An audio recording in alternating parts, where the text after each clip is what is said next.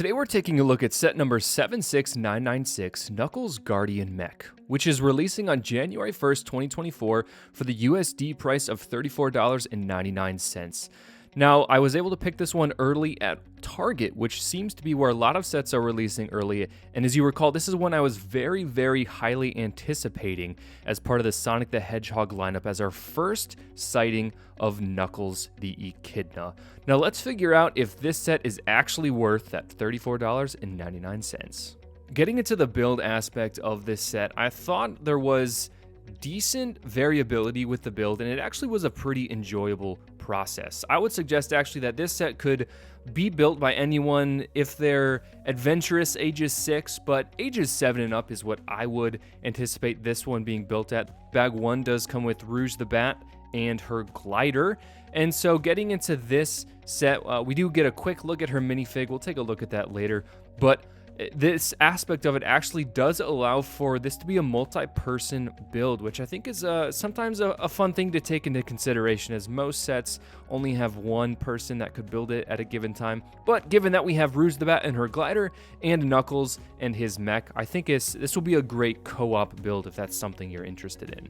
Now, of course, as we get into the Knuckles build himself, I do have to say, this process was very fun as I have been recently building a lot of Bionicle. There was some of that reminiscent build of Bionicles within this set, as there was some of those pieces, some of those joints, and I do have to say the hip joints are very, very strong. I'm very glad they used a different style ball joint than we saw with the Star Wars mechs, and that did allow for this to be a much beefier build, as well as the hips being much, much stronger than we would see with the Star Wars mech builds, and I hope that's actually something they implement for the new Star Wars mechs as we are going to be getting into 2024.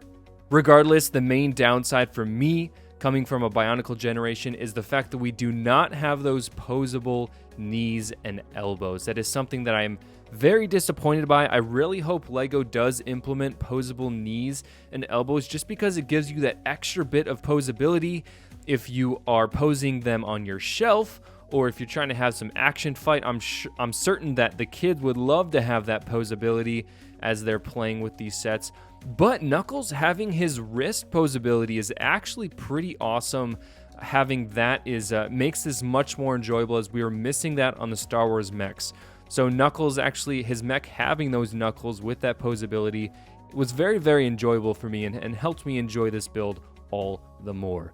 Now, something I know you all have been waiting for, the close-up look at the minifigures themselves. Of course, starting out with Knuckles the Echidna himself, with those beautiful fists, that wonderful molded headpiece that is all one unified piece, the dual molded legs, the tail printing in the back, the shoe and knee printing, the chest printing, the detail on his face. Just the overall build of this minifigure itself is wonderful, and once again really points to that $35 price point potentially being worth it.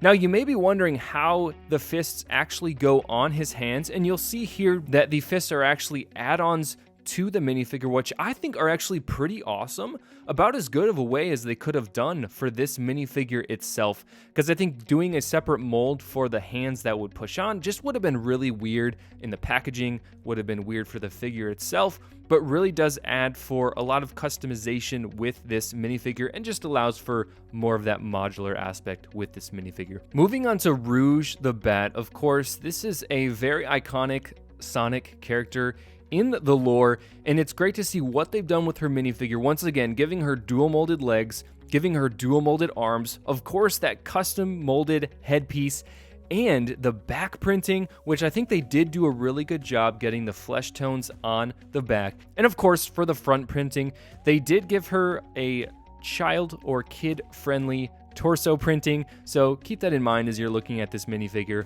Also, the bat wings themselves are a separate molded piece. They're not a connection or anything like that we may have seen with other minifigures in the past, but I really enjoyed them putting the detail into this minifigure, giving the dual molded arms and legs. The printing looks great. The head printing looks great as well as having that very uniquely molded wings. Now, something that is actually very easy to overlook when looking at the overall value of this set is the inclusion of the Master Emerald. Now, it does come with several emeralds inside of it, but I do think that the translucent green, actually neon translucent green nature of this piece is very, very cool. It has that emerald cut look to it, and personally, I'm actually not sure if we've seen this mold anywhere else. The bottom mold, of course. I did really, really love that there were actually no stickers in this entire set, which we're getting to the point in LEGO where stickers are to be expected. I think sometimes they're necessary.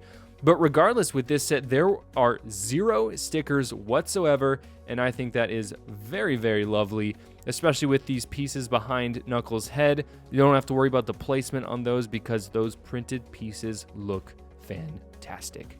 And of course, even above Knuckles' head, we can see the fins behind him, which just add another layer. Now with Rouge's glider, like I said, I did thoroughly enjoy building this one actually, and I do think it is a pretty good glider for what we have at the price point, given that I would expect this to come in a $10 or $15 pack. So that being said, putting it in this $35 pack with Knuckles' beefy mech, I think it does certainly fit. Now, the question I know you all have been asking is this set worth that price point of $35? And based on the information that I provided here to you today, I hope you would agree with me that if you are a hardcore Sonic fan, you would think this set is certainly worth that $35 on top of that unique Master Emerald mold.